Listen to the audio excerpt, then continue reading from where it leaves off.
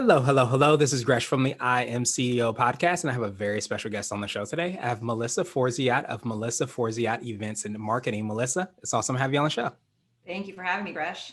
No problem. Super excited to have you on. And before we jumped in, I want to read a little bit more about Melissa so you can hear about all the awesome things that she's doing. And Melissa is a Southern Californian-based marketer, speaker, consultant, and author.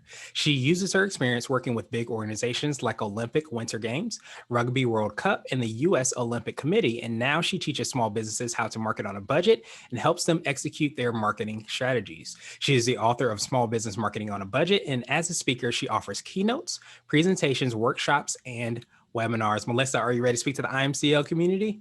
I am. If they're ready for me, I'm ready for them. I think they're ready. I'm ready. So let's do it then.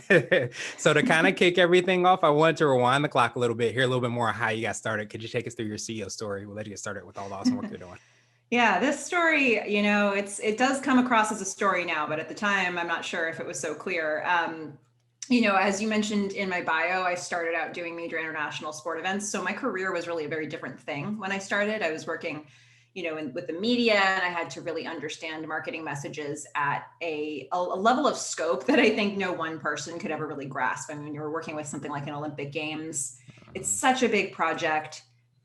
The volume of people watching from every different medium is just so huge. So that's where I cut my teeth. I really learned a lot through working in an environment like that. And then 8 years ago, I moved to Seattle, not really intentionally, but I stayed there for a good long time until I moved recently to California. And I found that city was very insular. I found that my professional experience outside of Seattle was worth basically nothing to them. And so I was really I was applying for jobs, and I was, trying to network as much as I could. And one day I accidentally strung the words together, I'm taking clients, and I got a client from it. And you know what, you could do that 200 times and not get a client from it. I know that now as a business owner, and it's so amazing. It's still amazing to me that I look back at that one moment where I was just in a networking conversation with somebody who had really good ideas for projects that he wanted to get across the line. And I just said, I could take you on as a client. And he didn't take me on as a client, but within 1 week, somebody came to him and said, I need somebody who does basically the exact thing that I told him I do, even though I didn't actually have a business yet. So my business very much started by accident, basically by putting my foot in my mouth. And I got a big client from it to start with. And I had to figure out what I had done while serving that client, and really figuring out what it looked like to have a business and not just one client. So that first year, I would say it was just having one client. It was just me figuring out what it meant to be a business owner, what it meant to work with a client with that kind of a relationship as an independent contractor. And then after that first year, I said, okay, this isn't very secure to have a business with one client. So what do I do to really flesh this out, to make it, to have a more of a client base, more of a sort of diversification of revenue sources, and to really treat this as a business with me being a business owner instead of like this employee mindset that I still have. So it took a little bit of a process, but I think at this point I've got multiple revenue streams in my business, and I've really had to expand myself through this business to get where I am now.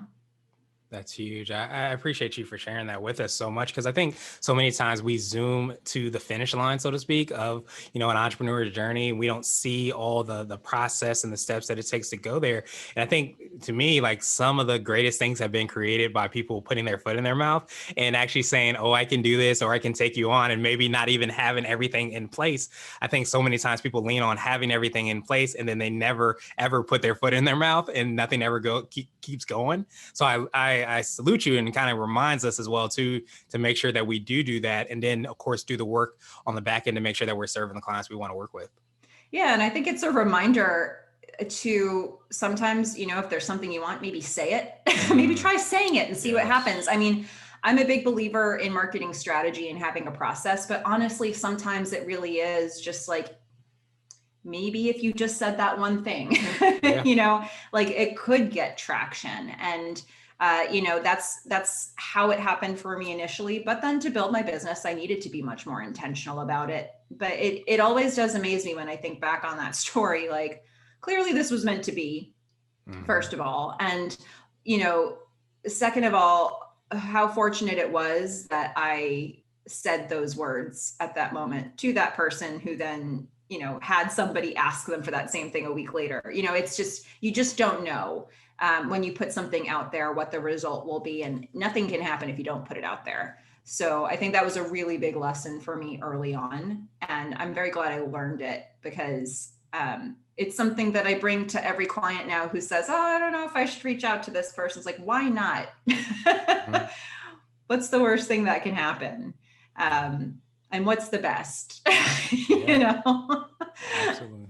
Yeah, we so many times think the things that we fear of happening sometimes don't even happen. Sometimes some of those best things, come out. And I think, as you said so well, like just kind of like the domino effect, just by saying those words to that potential client who end up kind of marketing for you to another client, and kind of bringing that person in. Like, a lot of times, if you don't say those words, that domino effect doesn't happen. So I definitely appreciate that. And so I wanted to drill down a little bit deeper here, a little bit more on the company you have and how you serve the clients that you work with. Could you take us through a little bit more of that and what you do?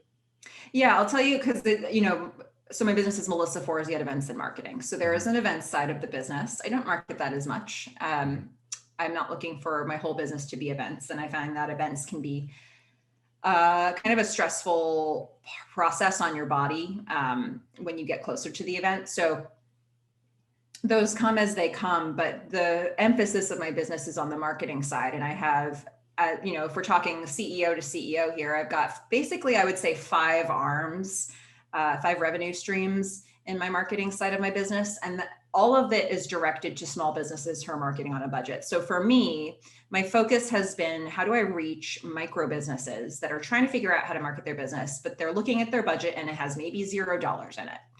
And they don't know where to go from there. Maybe they have a little bit more money, maybe they have 0. But a lot of service providers steer away from that client group because it appears to be not where the big contracts are. And so you need a higher volume of clients to make that work. But I really wanted to serve this client base. So for me, this meant, how do I build my business in a way that's going to support that? So for me, if we're getting kind of inside baseball on this, I have some things that provide more security in my business that lets me target that audience in a coaching consultation way. So I have, for example, some clients that I do all of their marketing for them, or all of their email marketing or social media marketing year-round, long-term. And that's kind of a nice stable base that I've got. I've got some clients who come to me and looking for short-term projects, like they want to build out a marketing strategy, or they're working on a launch and they want to come up with a plan. Or they're looking to get into a new area of marketing and they want to plan for how to do that. Then I've got hourly coaching, and a lot of clients fall into that category where maybe they just need the 1 hour. They've got all these questions, they just want to answer them. Or maybe they'll come back from time to time and do, an hour every month, or an hour a few times a year. And then I've got 2 other sides of the business where I've got courses that I've created, which is a passive revenue stream for me, but it's great because I've put a ton of information together in these courses. And then somebody who wants to do the sort of DIY learning approach, they can very easily use those courses to get, a full education on marketing strategy in some area. And then I have a speaking side of my business where I speak to usually rooms of small business owners, often with chambers of commerce or small business development centers, any group that has sort of a collection of small business owners in one room. I can speak to that group. So for me, it's been a really interesting balance of bigger projects, smaller projects, bigger clients, the smallest clients. It's a little bit of a mix of everything. And I've really appreciated that, especially going into a year that's had as much uncertainty as this year.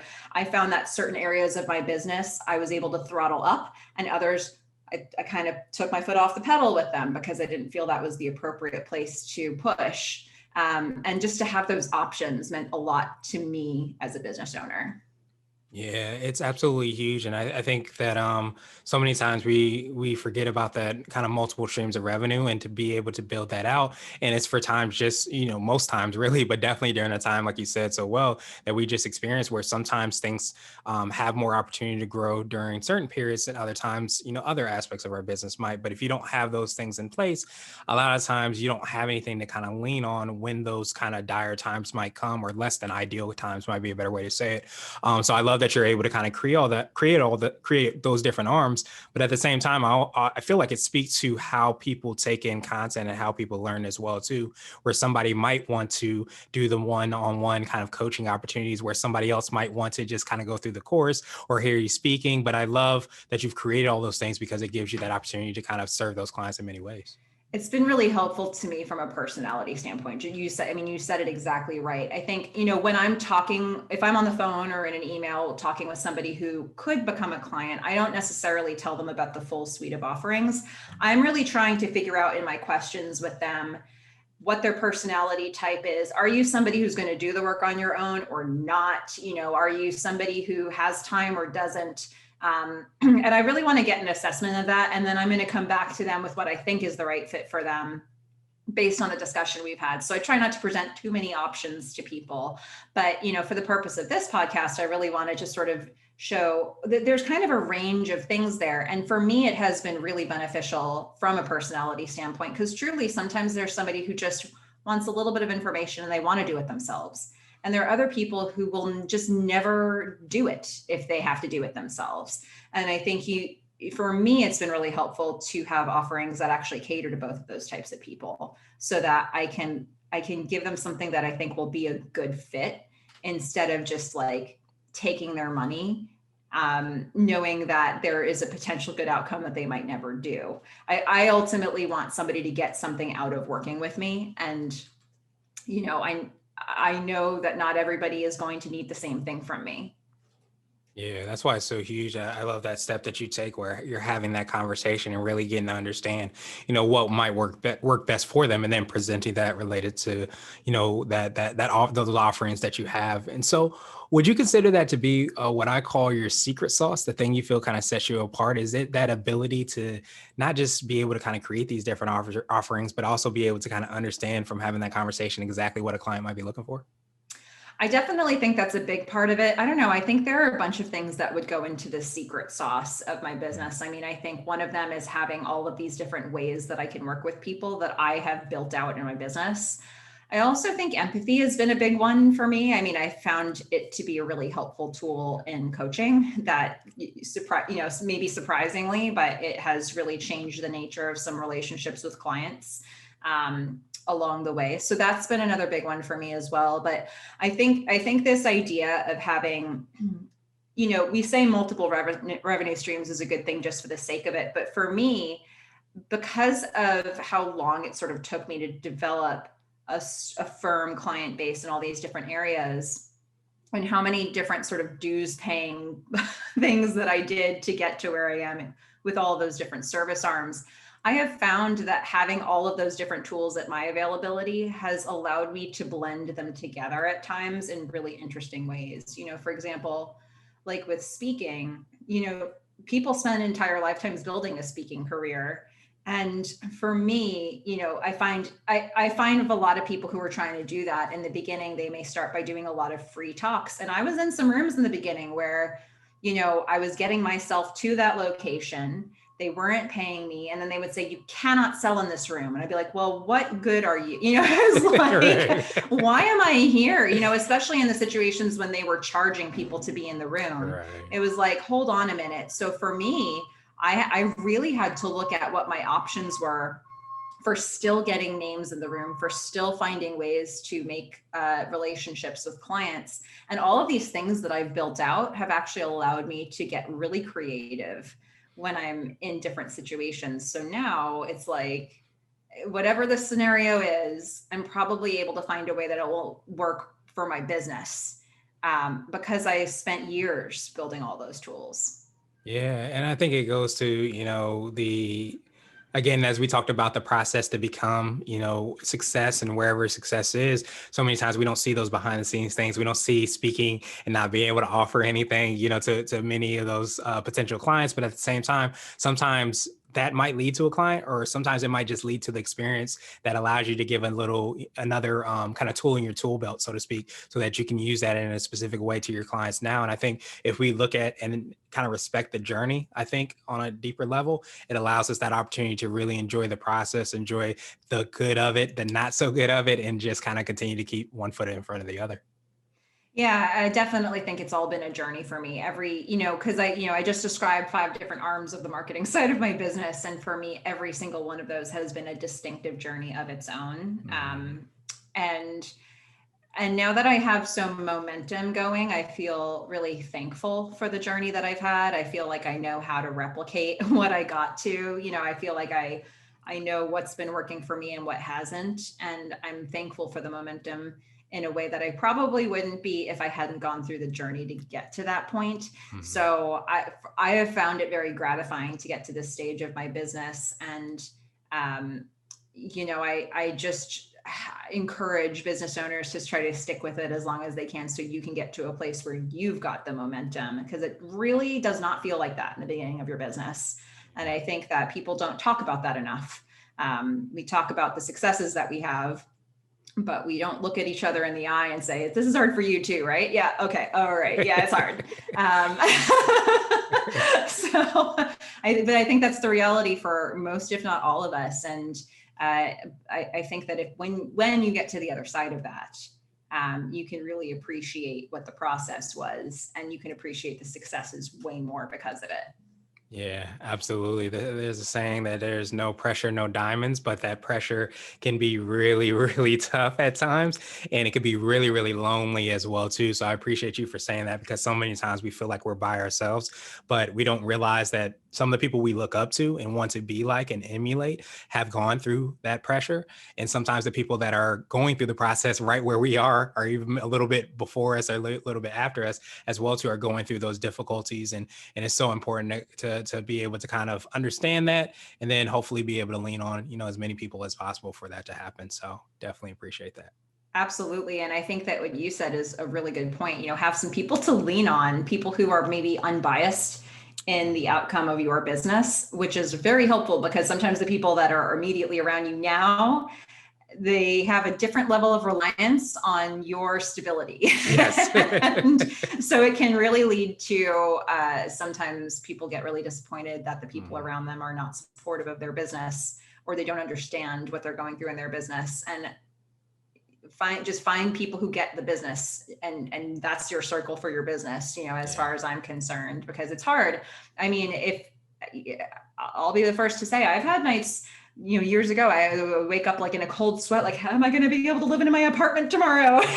Like, you just don't know where it's all going to come from. And I've always met those moments with really digging in and working hard and finding some other seed to plant that I'd be able to harvest later.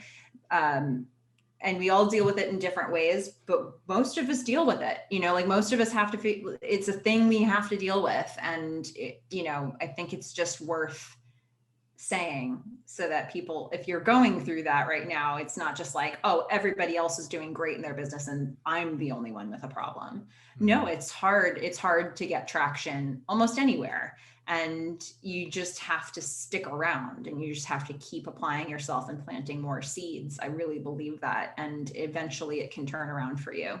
Yeah, I definitely am much of the same way, where I feel like I've been able to kind of roll up your sleeves more when you have that pressure, and just kind of, plant as many seeds as possible, and just see kind of what happens. But I think that, as you said so well, you really don't fail until you quit. But if you continue to kind of stick with it, then that provides that opportunity to maybe sometimes reinvent ourselves, reinvent our businesses, or whatever it takes for us to get to where we want to and need to be.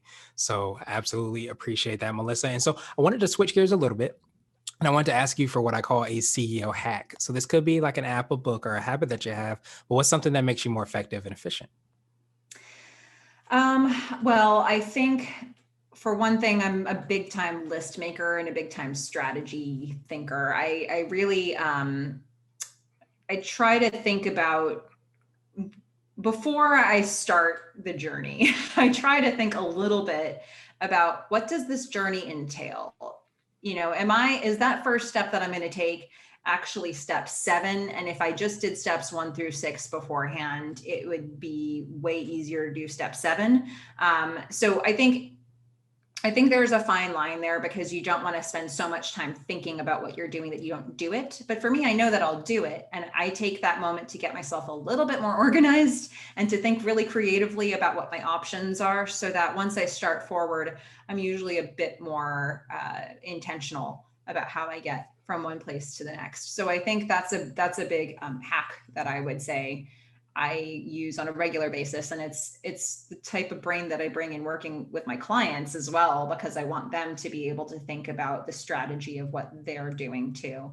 But I think coupled with that, I'm a really big believer in being creative at the same time. So, it's not just rigidly following a certain map. I think sometimes you have to look at what's working for you and look at what's not, and then figure out new pathways to get where you need to go. So somebody asked me recently, how I deal with failure. And it's so funny, because I feel like my process is so fluid that I Mm. can't pinpoint a moment when the failure happens. I really can't, because I probably already recognized it wasn't working and moved away from it and then moved towards something else. So for me, it's about kind of understanding what I'm trying to get to, and then realizing that the road to get there, I'm going to start laying it out for myself, and then know that I might need to make some adjustments as I go. I think all of that is, for me, part of the, I guess you said, hack that I apply to it, that sort of creative strategy. Yeah, I think that's huge because you want to be very intentional about the steps that you take and things that you do in marketing or planning and so many different aspects of our business that we have to, but you also you can't put those plans in like cement, so to speak, and say this is the only way it's going to happen. I think especially this past year, we understood that things don't always go as planned. And a lot of times you have to pivot, you have to adjust, you have to be fluid, with a lot of the plans that we have. And we don't need to get as locked in on the how as much as where we're trying to go, because if we get locked in on the how, we think that there's only door A that we can go through, when there might be 10 other doors that we can kind of go through in order to reach our same goal. But if we don't get locked in on that, we get locked in on the mission, then the way that we do it isn't as set in stone, so to speak. Exactly. I mean, I think that is very much, it's been very much the case for me. I mean, I think a lot of the really good opportunities were things that I couldn't necessarily have planned for, but they came as a result of me walking the path that I was walking. And then, things present themselves to you if you keep walking that path, and if you keep talking Mm. about your business with people, and you keep, really trying to explore partnerships and mentorship and just asking questions. So I think, start with a goal in mind, know where you're headed, have a plan for how you want to get there, and then be prepared to be flexible with it, and take the things that come to you as they come.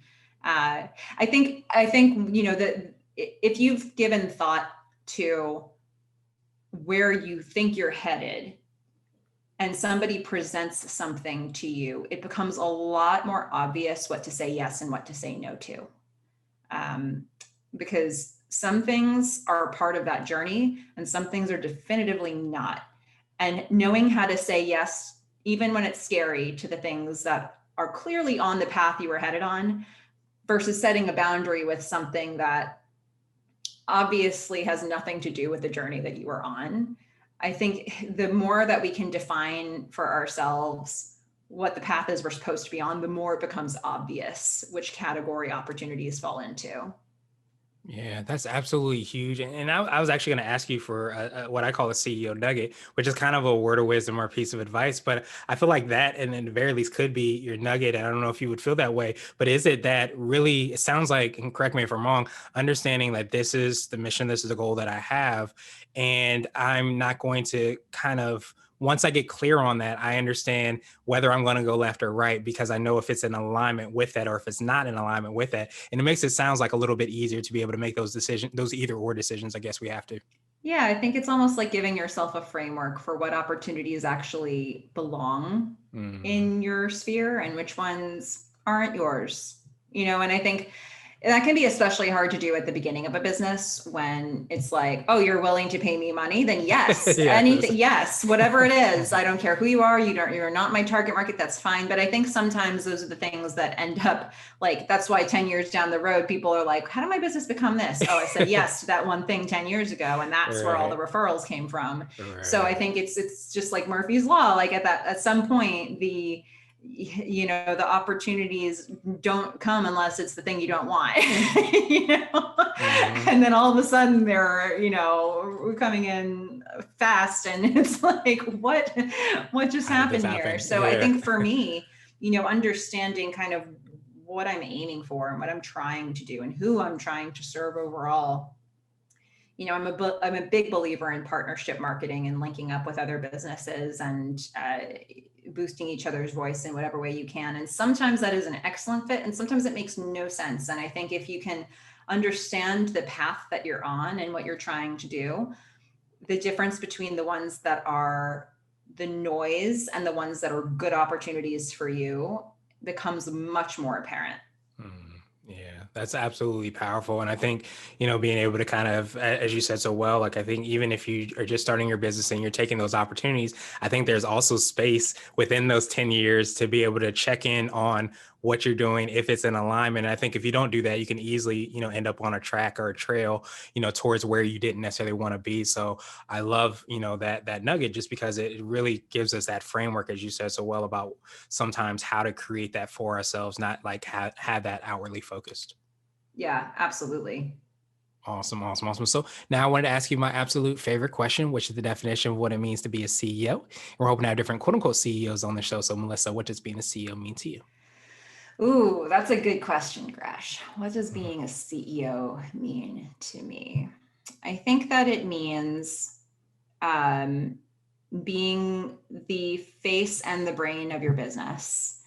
Um, and I think I'm going to say it simply like that, but I mean it in both of those ways. I mean, I think that you become a representative of what it is you're trying to put out there, and that you are the public face of that. And I think it's important that you represent that and you know what it means to represent that for what your business is. But you're also the brain of your business. And I think that can be a really tricky part for a lot of people, because a lot of people get into business because the service or product that they provide was something that they had an aptitude in, but they don't necessarily know the business side of their business, and they have to learn on the fly. And it's really important to protect your business and to think about how your business is going to grow, and to do that in a way that has an operational focus. I really think that this is an area that tends to be a weakness for a lot of business owners, because who has that experience before you get started? Um, but I think both of those things are equally important. And for me, that shift in my own business of having one big client to sitting down and saying, okay, I kind of have an idea what's going on here. And I know that I've got a very risky business model right now, because one client does not make a business. It makes having one client. So, sitting down as a CEO, a proper CEO in that situation, and saying, what what other revenue streams could there be in my business? Where do I need to delegate work? Where do I need to offload some of the stuff that I'm doing, and try to get a little bit of support in this process? What does my budget really look like? Just looking at all of these things to try to make sure that what I was building was a secure model, for me, felt like shifting into a completely different phase of my business. And that's when I started to feel like a CEO in my own business. So, yeah, I think being the face and the brain of your business all in one is what makes a good CEO. Yeah, I absolutely appreciate that and love, that definition because I think it talks about, being, the spokesperson, so to speak, of your business and being able to be kind of forward facing, but also the behind the scenes things that aren't the face all the time where you are doing a lot of the strategy, make sure the processes, the systems are in place. And as we kind of talked about in the Nugget, is just making sure that you're checking in on where your business is going and making those pivots and changes so that you are building the business that you want as you did so well in your business. So definitely, appreciate that definition. And I appreciate your time even more. What I wanted to do is just pass you the mic, so to speak, just to see if there's anything additional you can let our readers and listeners know. And of course, how best they can get a hold of you and find out about all the awesome things that you're working on. Absolutely. Well, I gave you all a bit of a background on what I do. So I think if there is anybody listening who's a small business owner or specifically a micro business owner who is trying to get the word out about their business and you're just thinking, I don't really have a lot of money to throw at that, come find me at my website, specifically melissaforziatevents.com, because there's a ton of resources there to help you with your marketing, whether it be free or with working with me. So there's a lot of information there. There's a whole ebook on small business marketing on a budget. So all of that, I think, is a resource for you. I think so many business owners sort of put off marketing because they feel like there are other things that are more pressing or they don't have a budget to put into it. And the reality is that if you want to have a business, not a hobby, you need customers and they have to know you exist somehow. So, hopefully I'm able to put some things out there that help people understand what their options are wherever you are in your business right now. So melissaforziatevents.com is the resource to find me. And hopefully from there, you can find whatever you need to get in touch with me, or to get more information for marketing. Awesome, awesome, awesome. Truly appreciate that, Melissa. We will have the links and information in the show notes as well, too. And I'm a big believer in a lot of times we shouldn't necessarily be looking for resources all the time. Sometimes it's the resourcefulness. So really, understanding those different ways that you can market yourself and the way that you can do it even without as many resources as sometimes we hope is absolutely huge. So thanks so much for providing insight today. Of course, providing insight on your site as well, too. And I hope you have a phenomenal rest of the day. Thank you. You too.